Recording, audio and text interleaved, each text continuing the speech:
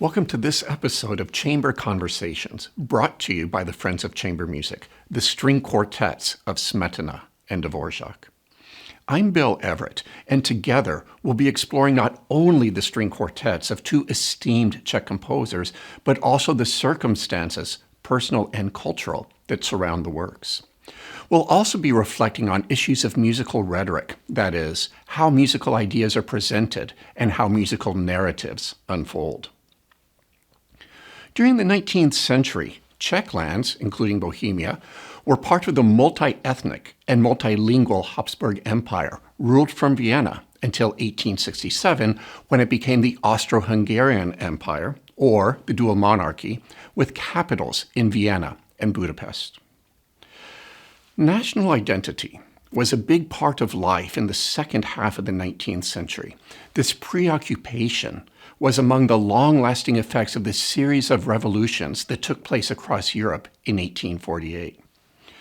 Especially if one was living in a multi-ethnic nation or empire, what did it mean to be Hungarian, to be Welsh, to be Finnish, or to be Czech?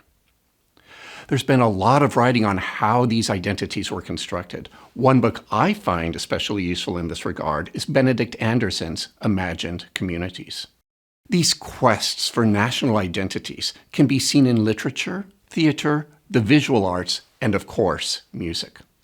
In this episode, we'll focus on what was happening as it concerned Bohemia, nowadays part of the Czech Republic, and how these ideas affected Smetana and Dvořák and their creation of string quartets. Prague, the capital of Bohemia, nowadays the Czech Republic, was largely a bilingual city in the latter part of the 19th century, with German speakers as well as Czech speakers. Both language groups identified themselves as Czech, and their identities were tied closely to Bohemian lands. This raises a question for music, especially instrumental music, where there aren't words to express any specific nation-defining ideas. In the middle part of the 19th century, Vienna was not just the political capital of the Habsburg Empire, it was also considered the musical capital of Europe. To be a mainstream or a cosmopolitan composer in any of the Habsburg lands, including Czech ones, largely meant having to write in the established style of Vienna, the city associated with Wolfgang Amadeus Mozart, Ludwig van Beethoven, and Franz Schubert.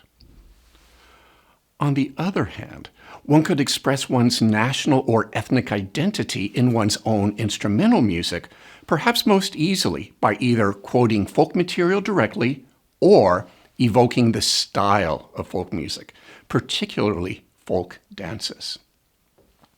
For Czech composers, this could include creating original dances in the spirit of furiants, polkas, and dumka. Though some of these originated outside of Czech lands, such as the dumka coming from the Ukraine, they were immensely popular within Czech borders. We could think of this as a continuum. On one pole is the mainstream absolute music of the Viennese cosmopolitan tradition, music that exists purely for its own sake and does not subscribe to any sort of extra musical agenda. It is music about music. Sitting at the other end are the folk arts of music, dance, and poetry, traditions that are inextricably linked to specific geographic, linguistic, and ethnic communities. Composers and other artists at the time would have to position themselves along this continuum, which was by no means a fixed entity, but rather one that experienced ebbs and flows. Composers' positions on the continuum would also shift depending not only on their own artistic choices, but also through the tastes of audiences and the responses of critics. The long and rich heritage of Czech music can be documented back to the Middle Ages, and the string quartet as a genre, two violins, viola, cello, was as popular in Prague in the late 18th and early 19th centuries as it was in Vienna. Indeed, there were many musical connections between the two cities at the time. For example, Mozart's opera Don Giovanni had its first performance in the Czech capital in 1787. And when it comes to Czechs in Vienna, Johann Baptist van Hal, born in a Czech village, became a successful musician and composer in Vienna, where he played string quartets with none other than Joseph Haydn and Wolfgang Amadeus Mozart. Bedřich Smetana was born in Prague to a German-speaking family. His father was a brewer and amateur string quartet player. In 1848, the young Bedřich opened his own piano institute. He became celebrated as both a teacher and a composer of piano music. In 1856, Smetana and his family moved to Gothenburg, Sweden. There, Smetana taught, organized concerts, and began writing symphonic poems.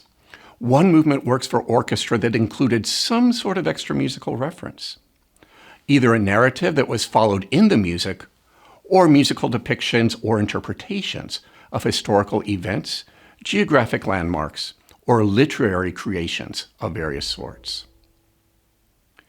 In the early 1860s, plans were announced to build a Czech-language theater in Prague, the Provisional Theater, which opened in 1862. Wanting to be part of this elevation of musical life in his home city, Smetana returned to Prague, learned Czech, and reinvented himself as a successful conductor and composer of operas.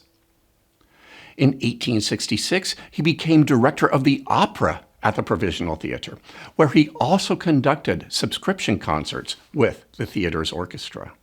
Alongside this institutional support for opera, the Czech-German Chamber Music Society was established in 1876 to encourage the creation and performance of chamber music by Czech composers. It was for this group that Smetana most likely wrote his first string quartet, which he subtitled From My Life. Smetana was by now in his early 50s, and as one may surmise from the title, the work is a musical autobiography of sorts. The quartet had its first performance in 1878. It took place in a private setting, namely the apartment of one of Smetana's close friends, the musical journalist Josef Srb-Debranov, who was also an amateur cellist. The first public performance took place the following year in Prague. In April 1878, Smetana wrote to Srb-Debranov, telling him his goals for his string quartet. He wrote, and I quote, "I did not intend to write a quartet according to the recipe and custom of the usual forms," meaning the Viennese absolute musical style. "With me, the form of every composition is given by the subject itself. And thus this quartet, too, shaped its form itself. I had wanted to give a tone picture of my life," end quote. Here, Smetana is declaring his originality. Content takes precedence over structure, though in reality he blends the two, the personal or the Czech, and the cosmopolitan Viennese. The work is in the standard four-movement structure of a string quartet from the second half of the 19th century, fast, dance, slow, fast. Smetana also wrote about what the first movement in particular depicted, and again I quote, "My leanings towards art in my youth, romantic atmosphere, the inexpressible longing for something I could neither express nor define, and also the premonition, as it were, of my future misfortune," end quote. The movement is in a recognizable sonata form. That is, it includes an exposition in which two contrasting themes are presented, a development in which they are broken down, and a recapitulation in which they are reassembled. As Smetana himself noted, this is not just a plain, ordinary example of the quintessential Viennese format. What he does, to begin with, is to present the main declamatory theme in the viola over an undulating accompaniment. The theme's unmistakable dramatic falling figure, the inexpressible longing, becomes a hallmark and indeed a unifying feature of the movement. Vestiges of its intensity seem to lurk everywhere.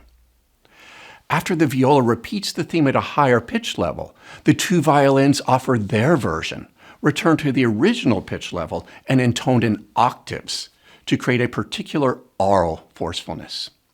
This highly impassioned opening gives way to a calmer and gentler second theme that provides respite from the movement's initial fury. The development section concentrates largely on the first theme, which seems to become increasingly agitated as its motives travel among the members of the quartet. By now, we've heard so much of that dramatic falling figure that Smetana nearly dispenses with it altogether in the recapitulation, which he begins with the second theme. The dramatic first theme doesn't appear again in full force until the extended coda, the final section that follows the recapitulation and brings the movement to a gentle close. To play the first movement of Smetana String Quartet No. 1, From My Life, here is the Shanghai Quartet.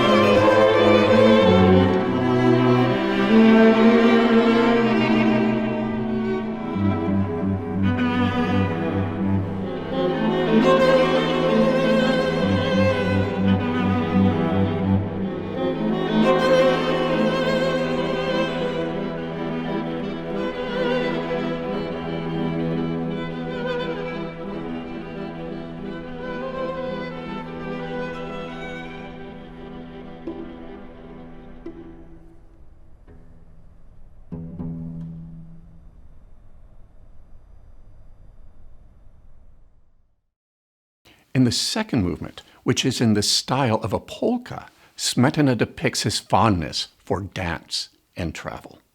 The third movement is about Smetana falling in love, while the fourth celebrates his success as a composer and a conductor. Folk elements are woven into this finale, akin to the style of his opera, The Bartered Bride, which brought him tremendous fame in Prague and abroad. But there's also tragedy. Smetana was losing his hearing as a result of syphilis, and the tinnitus he experienced as part of this condition is depicted musically by a very high note, an E4 for those with experience with acoustics, in the first violin. The folk-like motifs come to a dramatic halt, and the first violin enters.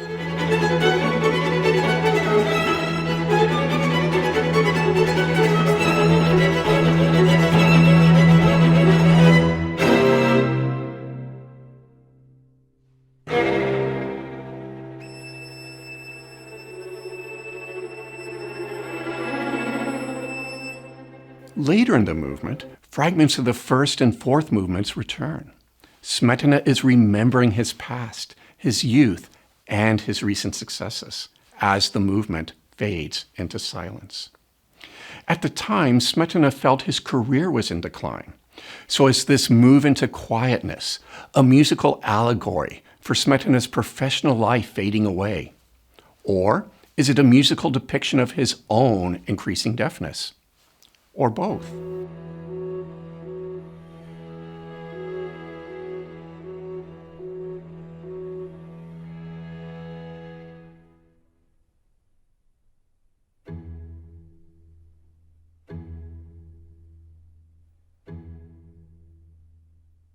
The Czech-German Chamber Music Society, for whom the work was written, didn't like it. It was too Czech and not enough mainstream Viennese for their tastes. Of course, they couldn't say this publicly. They were in Prague, after all. So instead, they had the quartet that was supposed to give its first performance deem it unplayable. Nonetheless, other groups discovered it for the treasure that it is, and From My Life has become one of the cornerstones of the string quartet repertory. Smetana's second string quartet from 1883 is an extremely compact work. Lasting just 18 minutes, nothing is wasted. This is music in its most essential form. Smetana keeps the essential shell of what a string quartet should be, but alters it in unexpected ways through an increased use of dissonance, those crunchy chords, and all sorts of musical ambiguity. The sense of direction we heard in his first quartet is replaced here by something much more amorphous. At the time, Smetana's syphilis was causing him to experience hallucinations, and he could only compose during his lucid moments. I feel limp, sleepy, and I am afraid that my musical ideas are slowly losing their vitality.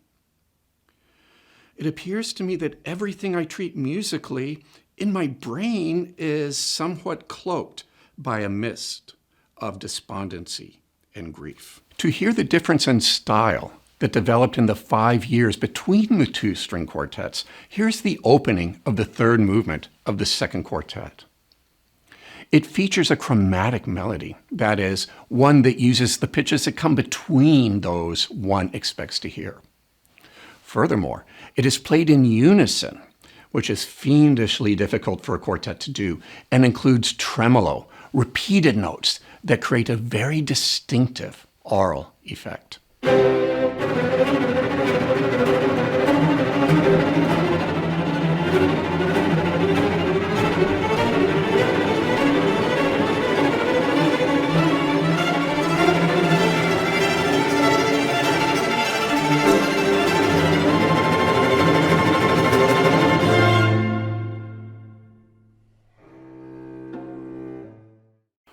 The string quartets of Antonín Dvořák encircle those of Smetana. Since Smetana didn't write a string quartet until he was in his 50s, and Dvořák was nearly 20 years younger than Smetana, some of Dvořák's string quartets actually appeared before Smetana's pair. This timing is important when we consider the relationship between the two composers. Dvořák was a violist in the orchestra at the Provisional Theatre, where Smetana conducted. Dvořák, therefore, learned about music in a practical way by playing under Smetana's baton. Dvořák was a fine violist, and it was he who played the viola part at the first private performance of Smetana's From My Life quartet. Dvořák, therefore, would have been the first person to publicly play that great impassioned viola solo we heard a few moments ago. Dvořák wrote a total of 14 string quartets, an impressive number. 6 of these are early works that Dvořák considered experimental and did not intend for public performance. One of them, the string quartet in E minor, is in a single movement and lasts nearly 40 minutes. It is an exceptional foray into large-scale design. In 1874, the Austrian Imperial Ministry of Education began offering annual stipends for indigent artists. Composers could submit portfolios, and a jury would select the award recipients.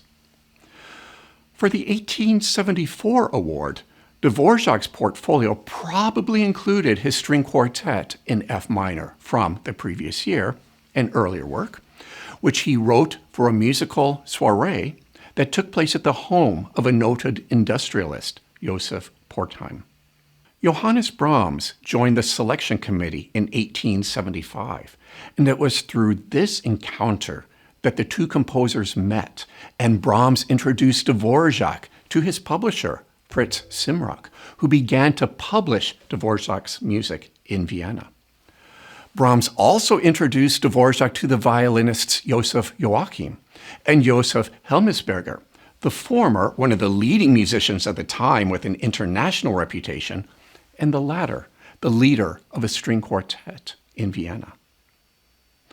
Dvořák likewise had tremendous respect for Brahms and served as a pallbearer at Brahms's funeral in 1897. Dvořák dedicated his String Quartet No. 9, Opus 34, to Brahms. Dvořák wrote the work in 1877 and sent it to Brahms, who responded to Dvořák with some remarks about problems with the part writing, that is, how Dvořák distributed musical ideas among the four instruments, as well as some other aspects of the work. Dvořák took Brahms's suggestions to heart and prepared a revised version of the quartet in 1879. The work has a tragic air to it, which is understandable since it followed the deaths of Dvořák's remaining two children after that of his eldest daughter in 1875. The second movement of the quartet is a polka, the first time the Czech dance appears in any of Dvořák's work. This is Dvořák negotiating that tricky musical space between the Viennese cosmopolitan style and a specifically Czech one.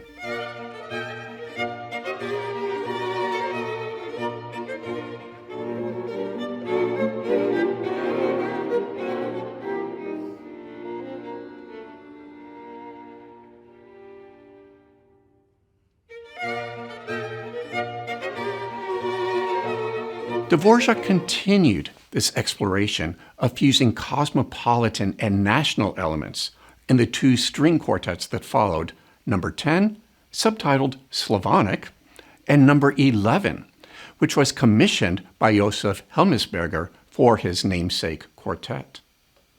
From 1892 to 1895, Dvořák was based in the U.S. He had been invited by philanthropist Jeanette Thurber to teach at her National Conservatory of Music in New York City. He spent his summers in Spillville, Iowa, where there was a large Czech community.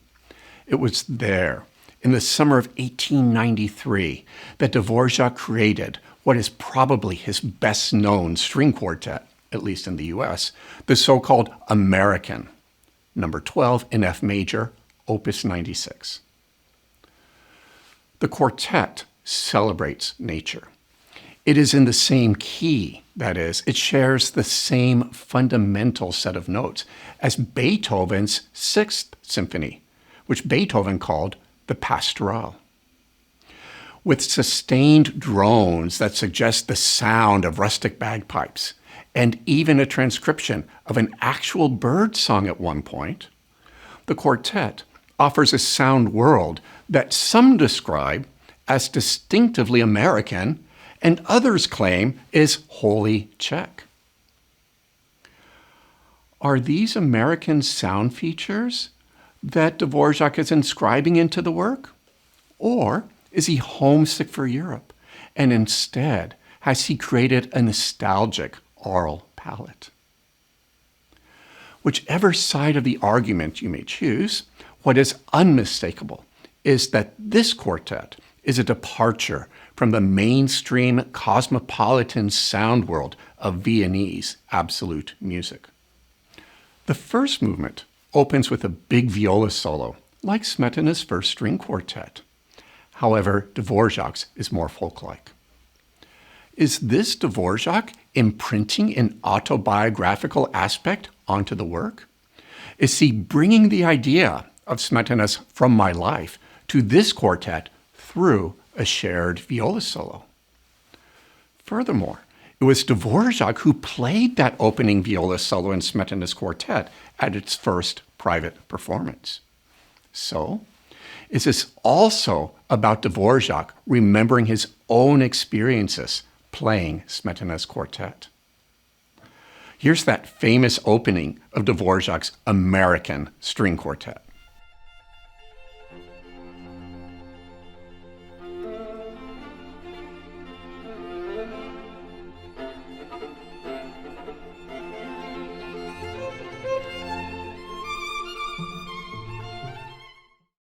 On February 20th, 2022, the Friends of Chamber Music in Kansas City will be presenting the Goldman Quartet, who will include Dvořák's American String Quartet on their program. Before leaving New York, Dvořák began work on his next quartet. After his return to Europe, he set that quartet aside to begin work on another one.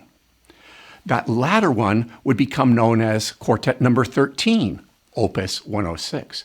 Then he returned to the quartet he had started in New York, which became Quartet No. 14, Opus 105. There's a curiosity here. Number 13 is Opus 106, while number 14 is the earlier Opus 105. Opus numbers refer to the order of publication and do not always correspond to the order of completion, as is the case here. These two works demonstrate increased flexibility and creativity within the established parameters of a string quartet.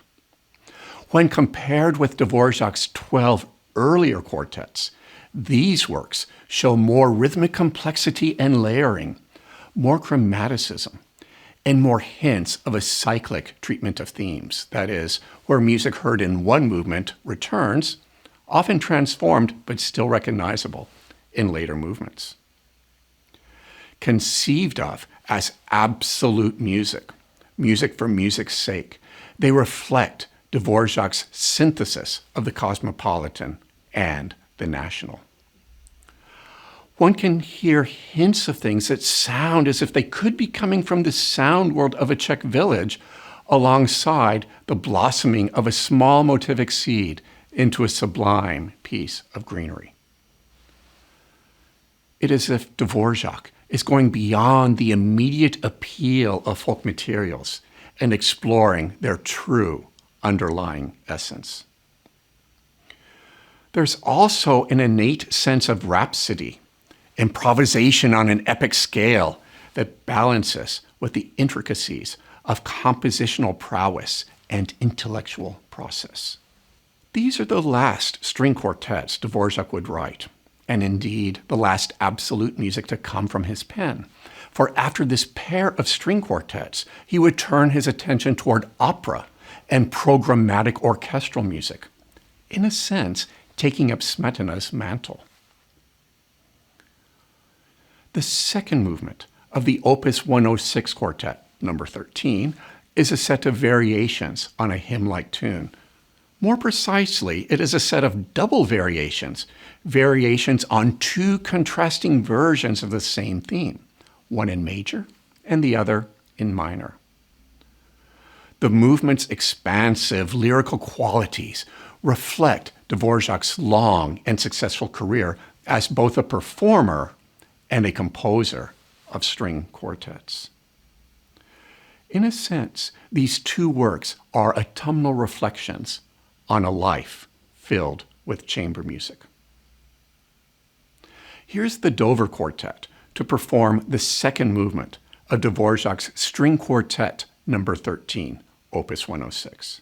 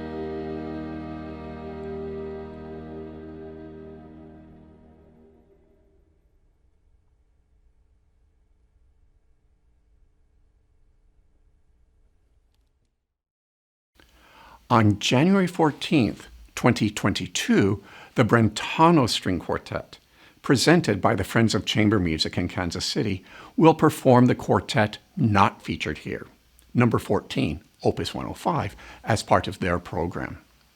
These two late quartets aren't performed as much as they deserve, and it is a real treat to be able to hear either of them in live performance. Bedřich Smetana and Antonín Dvořák, two of the defining voices of Czech music in the second half of the 19th century, contributed significantly to the string quartet repertory. Both composers interrogated what the genre represented and dreamt of what it could be. Smetana used it as scaffolding for musical autobiography, veering either toward the concrete in the former or the abstract in the latter.